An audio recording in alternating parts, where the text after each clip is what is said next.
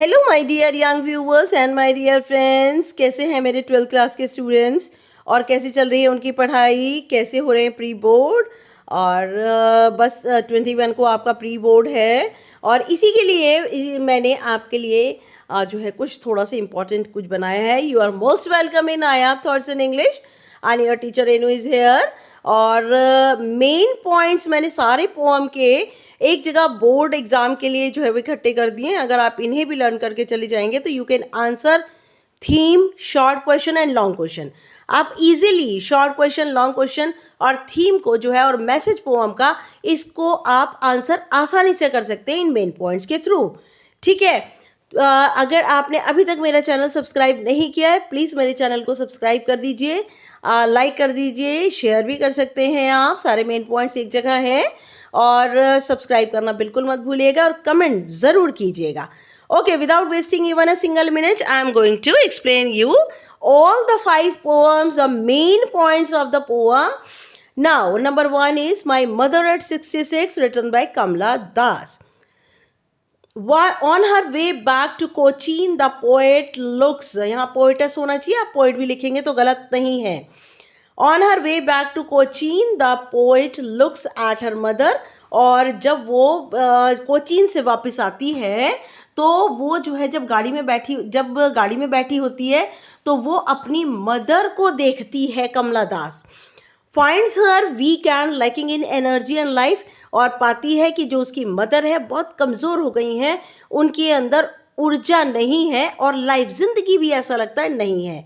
हर mother's ageing decaying health, और उनकी जो मदर है उनकी बढ़ती हुई एजिंग उम्र, डिकेइंग का मीनिंग उनके शरीर का लगातार कमज़ोर होना, हेल्थ उनकी सेहत गिरना, and fear of losing her, और अपनी माँ को खो देने का डर, cause the poet much pain, इससे पोइट जो है बहुत ज़्यादा दुख में आ जाती हैं और पोइट को बहुत दुख होता है। टू डाइवर्ट हर माइंड, और अपनी मदर को देख करके जब उन्हें बहुत दुख होता है तो क्या होता है, वो अपना दिमाग डाइवर्ट करना चाहती हैं, वो इस वाले पेन में जीना नहीं चाहती। To divert her mind from such negative thoughts, और उनके दिमाग में जो अपनी मदर के लिए आ रहा है कि अपनी मदर से वह कभी सेपरेट हो जाएंगी, उनकी मदर जो है वो डेथ के नियर है, उनकी मदर बहुत ज़्यादा अनअटेंडेड रहती हैं, उनके पास और पोइटस नहीं रहती, तो ये सब बातें उनके दिमाग में आती हैं और वो इन सारे नेगेटिव थॉट्स को हटाने के लिए कार से बाहर देखती हैं। शी स्टार्ट्स लुकिंग आउटसाइड, बाहर देखने लगती हैं। फाइंड्स द ट्रीज रनिंग, देखती हैं पेड़ भागे जा रहे हैं। द यंग चिल्ड्रन स्पेलिंग और रशिंग आउट ऑफ होम्स, और युवा जो बच्चे हैं वो अपने घर से निकलकर दौड़ते चले जा रहे हैं। तो यहाँ पर ट्रीज और जो यंग चिल्ड्रन है, they are the symbol of spring, और उनकी मदर जो है वो सिंबल है ऑटम का, पतझड़ का। The face of poet's mother symbolizes frailty, frailty का मीनिंग कि वो चीज़ जो कि टूट जाती है और फिर उसके बाद जुड़ती नहीं है। यहाँ पर बेटा डलनेस में डबल एल आएगा, डलनेस, और डलनेस एंड इन एक्टिविटी, और वो देखती है कि फ्राइलिटी वीकनेस अपनी मदर की देखती है, डलनेस देखती है, एंड इन एक्टिविटी, और देखती है कि उनमें ऊर्जा नहीं है। Whereas merry children and young trees symbolize energy, zeal and joy, और दूसरी तरफ जो बच्चे हैं, खुश बच्चे, और जो युवा ट्रीज हैं वो किसका प्रतीक है, ऊर्जा का, जोश का और जॉय का। नाउ देखिए बहुत इंपॉर्टेंट ये क्वेश्चन यहाँ पे आया है।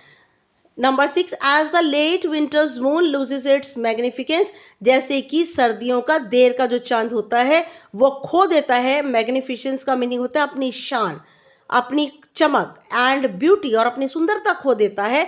जब आप सर्दियों का चांद देखेंगे आसमान में जा कर के तो वो चांद कैसा होता है, चांद बिल्कुल ऐसा लगता है जैसे डल हो गया हो। When it gets covered with fog, और क्योंकि ये धुंध से ढक जाता है। Similarly poetess mother has lost her youthful look, और बिल्कुल ठीक वैसे ही पोइटेस की जो मदर है उसने पूरी तरह से अपना युवा जो लुक है वो खो दिया है।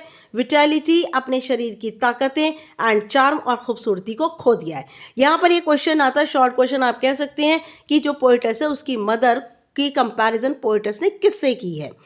Now at the airport while parting from her mother, और एयरपोर्ट पर जाते हुए जब वो उनसे अलग हो रही है, her mother from her mother the poet smiles and reassures her mother, और उसकी जो मदर है वो मुस्कुराती है और उसको आश्वासन देती है her mother that all is well, और अपनी मदर को आश्वासन देती है, विश्वास दिलाती है कि सब कुछ ठीक होगा. She tries to hide her fear of losing और सेपरेशन फ्रॉम हर मदर, और वह अपने उस डर को छुपाती है कि वो अपनी मदर को थोड़े दिनों में खो देगी और उससे अलग हो जाएगी.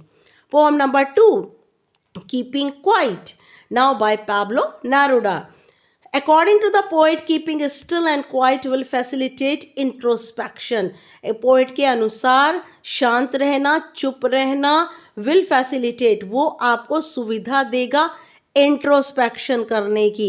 इंट्रोस्पेक्शन आत्मनिरीक्षण होता है कि हम अपने आप को तोलें कि हम कितना गलत हैं, कितने सही हैं, हमने कितने पाप किए हैं, कितने पुण्य किए हैं, और हमें क्या आगे करना है, क्या नहीं करना है.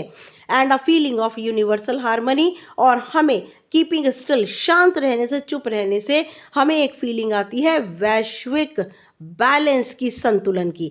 यूनिवर्सल होता है पूरे यूनिवर्स, विश्व की एक शांति और एक बैलेंस हमारे मन में आता है अगर हम चुप और शांत रहते हैं. यहाँ एक क्वेश्चन बहुत इंपॉर्टेंट है कि पोएट ने 12 ही क्यों यूज़ किया है, पोएट ने 13, 11 क्यों नहीं यूज़ किया. 12 इसलिए यूज़ किया है, the use of number 12, most important question है ये.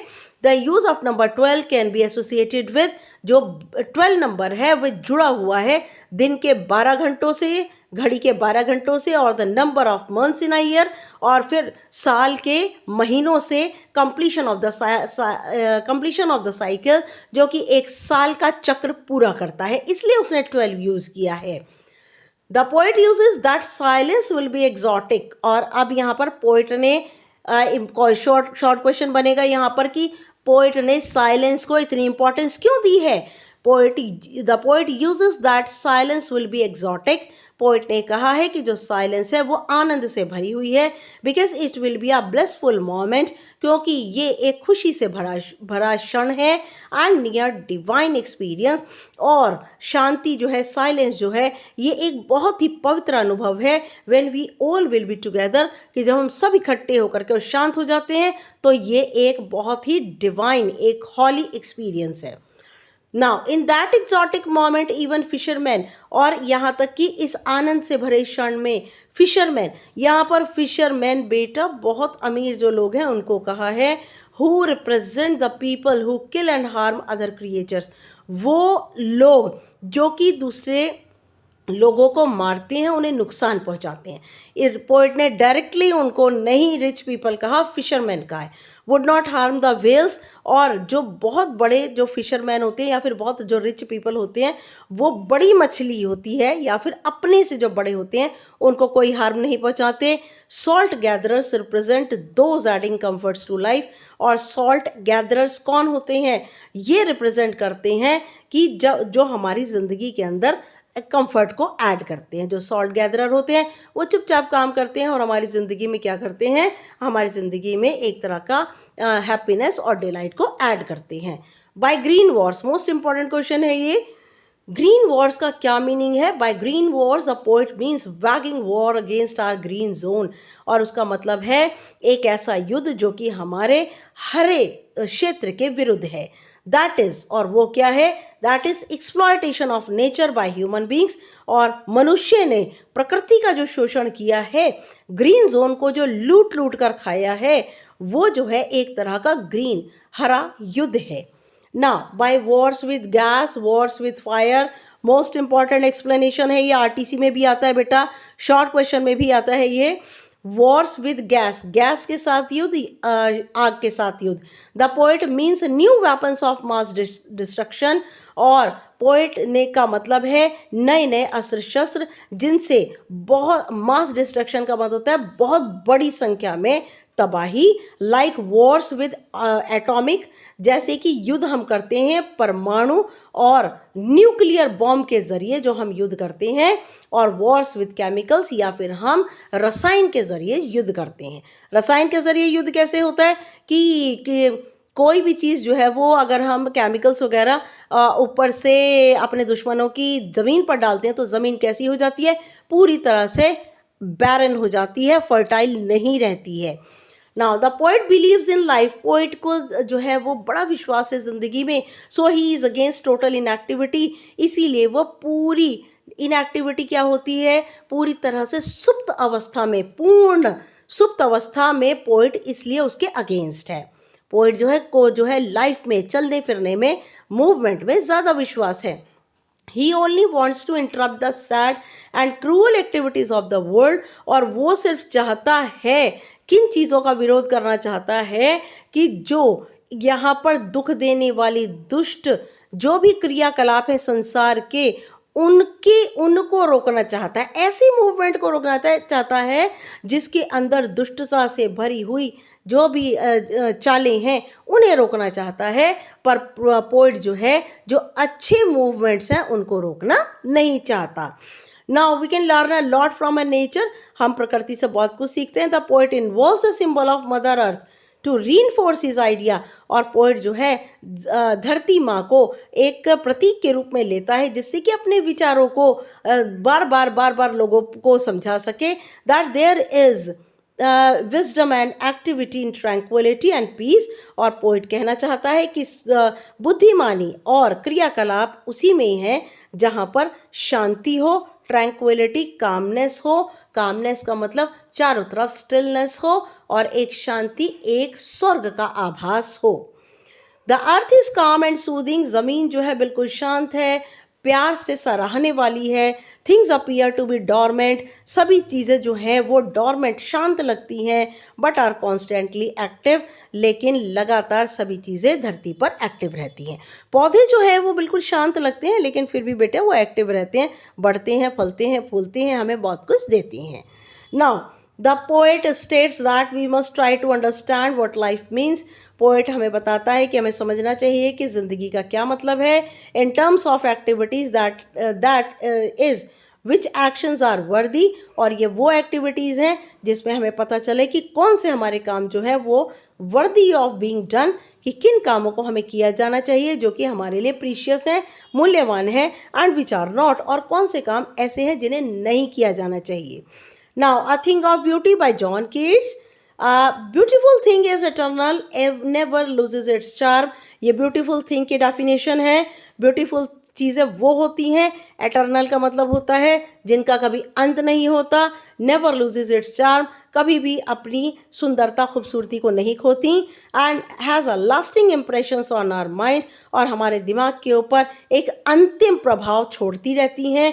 The poet equates beauty to happiness, और पोएट जो है वो सुंदरता की बराबरी खुशी से करता है। By beauty Keats means the sun moon, और ब्यूटी से मतलब है जॉन कीट्स का सूर्य, चांद, ओल्ड एंड यंग ट्रीज, बूढ़े और युवा वृक्ष, that give shade clear rills, जो कि हमें देते हैं बहुत ही ज़्यादा शानदार छाया, क्लियर रिल्स हमें देते हैं, और मस्क रोज़ हमें देते हैं। मस्क रोज़ क्या होता है, जिसकी खूबसूरती और जिसकी सुगंध से पूरा वातावरण महक जाता है। These all have the power to uplift men's spirit, और ये सब में ताकत होती है कि ये मनुष्य की आत्मा को उठा सकें by providing sense of peace and serenity, और ये हमें प्रदान करती हैं एक तरह का की शांति और एक तरह की सेरेनिटी, पवित्रता को प्रदान करती है। Life is full of trials and tribulations, हमारी ज़िंदगी बहुत सारे ट्रायल्स और ट्रिब्यूलेशन से भरी होती है, और सैडनेस, दुख से भरी होती है, डिसअपॉइंटमेंट, निराशा से, डेथ ऑफ नोबल वैल्यूज़, और हमारी बहुत ही ज़्यादा मूल्यवान जो हमारी वैल्यूज़ होती हैं, हमारे जो मूल्य होते हैं जो कि नोबल होती हैं, उनकी मृत्यु से भरा होता है। Among people men's life becomes worth living, और values among people men's life becomes, और जो मनुष्य की ज़िंदगी है बिकम्स वर्थ लिविंग, वह जब ज़्यादा कीमती बन पाएगी बिकॉज ऑफ ब्यूटीफुल थिंग्स, जब उसकी ज़िंदगी में सुंदर चीज़ें आएंगी, which flash upon mind's screen to lift the veil of gloom, और वो मनुष्य के दिमाग का वो अंधेरे, ग्लूम का मतलब अंधेरे, व्हील का मतलब पर्दा, और तब खूबसूरत चीज़ें ही मनुष्य के दिमाग से अंधेरे और दुख का पर्दा उठाएंगी। Grand legacies of the mighty dead, और वो जो ग्रैंड लिगेसी जो कि बहुत महान प्रॉपर्टीज़ हैं, महान संपत्ति हैं जो कि हमारे शक्तिशाली मरे हुए लोग दे गए हैं। द लवली टेल्स, और प्यारी कहानियाँ हैव सब्लिमेटिंग इफेक्ट ऑन मैन, मनुष्य के ऊपर एक बहुत ही खूबसूरत प्रभाव छोड़ती हैं। A roadside stand by Robert Frost. The rural folk have erected a roadside stand by adding a shade to an old house by the side of the road, और रोड के साइड में अपने घर, पुराने घर के बराबर में एक शेड लोग लगा लेते हैं। गांव के जो लोग होते हैं वह एक जो है वो इरेक्ट कर लेते हैं, शेड लगा लेते हैं छायादार, और एक गंदी सी जगह के ऊपर लगा लेते हैं। दे सेल, और वे बेरीज बेचते हैं, स्क्वैश ड्रिंक होता है उस बेचते हैं। The polished city people feel irritated. Polished city people कौन होते हैं? वो लोग जो कि अमीर हैं, जो कि चमकती गाड़ियों में चलते हैं। The polish city people feel irritated, और पॉलिश सिटी पीपल जो है बहुत ही चिढ़ जाते हैं ये गंदे स्टैंड को देखकर, विच इज़ क्लमजीली पेंटेड, जो कि बुरी तरह से जिनके ऊपर रंग किया गया है। And the science turn into wrong direction, और वहाँ पर जो साइन होते हैं जो कि सही डायरेक्शन देने वाले होते हैं लेकिन उन्हें गलत डायरेक्शन में घुमा दिया जाता है क्योंकि गाँव के लोगों को कुछ पता नहीं चलता। The road side people have self respect, और जो रोड साइड के जो लोग होते हैं जो कि स्टैंड लगाते हैं, शेड लगाते हैं, उनके अंदर अपना आत्म स्वाभिमान होता है। Their aim is not to beg, उनका उद्देश्य भीख मांगना नहीं है, but to earn some cash, बल्कि कमाना है कुछ पैसा, to improve their living standard, जिससे कि वो अपना रहने के स्तर को बढ़ा सकें। The rural folk are promised a better life, और जो रूरल फोक होते हैं वो जो होते हैं शहर के जो लोग होते हैं उनसे वादा करते हैं कि उन्हें अच्छी ज़िंदगी देंगे by relocating them near cities, और वो उनको वादा करते हैं कि वो शहर के नज़दीक ही उनको रहने की जगह देंगे। एंड रिहेबिलिटिंग देम, और दोबारा उनके जीवन को पुनर्स्थापित करेंगे। But the greedy good doers, लेकिन लालची अच्छा करने वाले, and beneficent beast of prey, और लाभकारी जानवर जो कि शिकारी जानवर होते हैं जिन्हें कि हम पॉलिटिशियंस भी कह सकते हैं, राजनीतिज्ञ कह सकते हैं, exploit and cheat these honest hard working rural people, और वो इन लोगों का शोषण करते हैं, इन्हें धोखा देते हैं, ऐसे ईमानदार सख्त मेहनत करने वाले लोगों को धोखा देते हैं। The stand owner suffer childish longing, जो स्टैंड शेड के जो ओनर्स होते हैं, मालिक होते हैं, उनके अंदर बच्चों जैसी इच्छाएं होती हैं, और वो क्या है? अ desire that city people would stop, उनकी इच्छा है कि शहर के लोग आएँ, यहाँ रुकें, and purchase a few items, और कुछ चीज़ें खरीदें, thus helping them to earn hard cash, जिससे कि सहायता हो सके और वह लोग भी कुछ पैसा कमा सकें।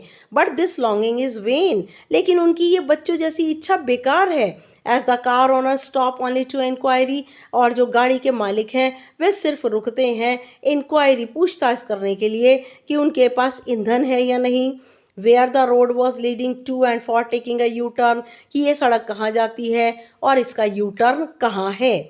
The poet feels the pain and disappointment of the people at road side stand, और पोइट जो है उसको बड़ा ही दुख होता है, निराशा होती है रोड साइड स्टैंड के लोगों के बारे में सोचकर। Now last poem is Aunt Jennifer's Tiger by Adrienne rich.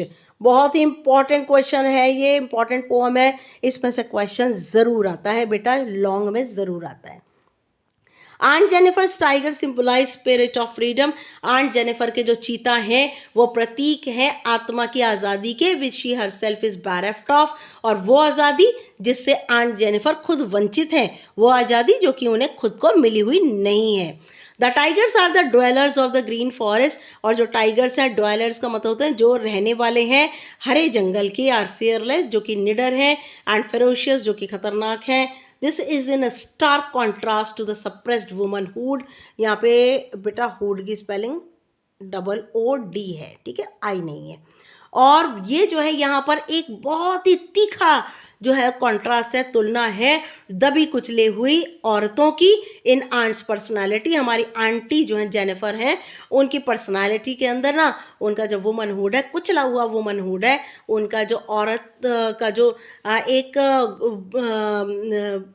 क्या कहें जो वुमनहुड है वो कुचला हुआ है। Uncle made her life very burdensome, और उनके जो हस्बैंड है अंकल, उन्होंने उनकी ज़िंदगी को बोझीला बना दिया है, बोझ के समेत बना दिया है। The expression massive weight of uncle's wedding band, और ये जो एक्सप्रेशन है बड़ा इंपॉर्टेंट एक्सप्रेशन है। मैसिव वेट, भारी वजन, अंकल की वेडिंग बैंड, अंकल की शादी की जो अंगूठी है वो उनकी उंगली में एक बोझ हो गई है। सिंबलाइजेज मेल डोमिनेंस, ये प्रतीक है मेल डोमिनेंस। जो आदमी होते हैं वो अपनी अपनी जब चलाते हैं, डोमिनेंस का मतलब होता है कि वो पूरी तरह से औरतों को अपने कंट्रोल में रखकर अपने तरीके से चलाते हैं। मेल डोमिनेटिंग सोसाइटी है हमारी। मेल डोमिनेटिंग सोसाइटी का मतलब जहाँ पर आदमी को ज़्यादा इंपॉर्टेंस मिलती है और औरतों को ना के बराबर। रिंग्ड, मोस्ट इंपॉर्टेंट वर्ड है, refers to the confines constants, और ये है एक कन्फाइंस कॉन्स्टेंट्स का मीनिंग होता है किसी की कैद के अंदर घुटना। And the demands of marriage, और शादी की जो मांगे हैं, दैट बाइंड अ वुमन, वे एक औरत को बांध देती हैं with in the vicious grip, एक कुचक्र के अंदर बांध देती हैं of a unhappy married life. और वो कुचक्र कौन सा है? एक नाखुश विवाहित जिंदगी, उसके अंदर औरत को कुचक्र के अंदर बांध देती है। Even after her death she would feel terrified by the trauma, और अपनी मृत्यु के बाद भी वो इस दुख तकलीफ से भयभीत रहेंगी। Which she says due to her dominating husband, male dominated society, और वो कहती हैं ये सब कुछ इसलिए है क्योंकि ये हमारी जो सोसाइटी है वो आदमियों को ज़्यादा महत्व देती है। Aunt Jennifer's Tiger will survive even after her death, और आंट जेनिफर के जो टाइगर हैं, क्योंकि वो पैनल के ऊपर जो है निटिंग कर रही, कढ़ाई कर रही हैं, उनके टाइगर्स उनकी मौत के बाद भी जिंदे रहेंगे। The tigers she knitted on the panel will remain fearless, और जो टाइगर उन्होंने बनाए हैं पैनल के ऊपर, पर्दे के ऊपर, वो निडर रहेंगे, ब्रेव बहादुर रहेंगे, और मेजेस्टिक शानदार रहेंगे। The aunt herself will remain alive through her art form, that is her poems. Aunt जो है खुद भी जीवित रहेंगी अपनी आर्ट फॉर्म में, और वो है क्या? जो कि उनकी पोअम, और जो उन्होंने पर्दों के ऊपर चीते निट किए हैं, वो सब के सब जिंदे रहेंगे। चाहे आंट जेनिफर जो है वो फ्राइटेंड होकर के, फुल ऑफ फियर होकर के, चाहे उनकी डेथ भी हो जाती है। Okay, yes, now thanks for watching my videos, and please comment ज़रूर कीजिए ताकि आपको, मुझे पता चले आपको और क्या चाहिए अपने बोर्ड्स के लिए। तो नेक्स्ट वीडियो तक के लिए good luck and good bye.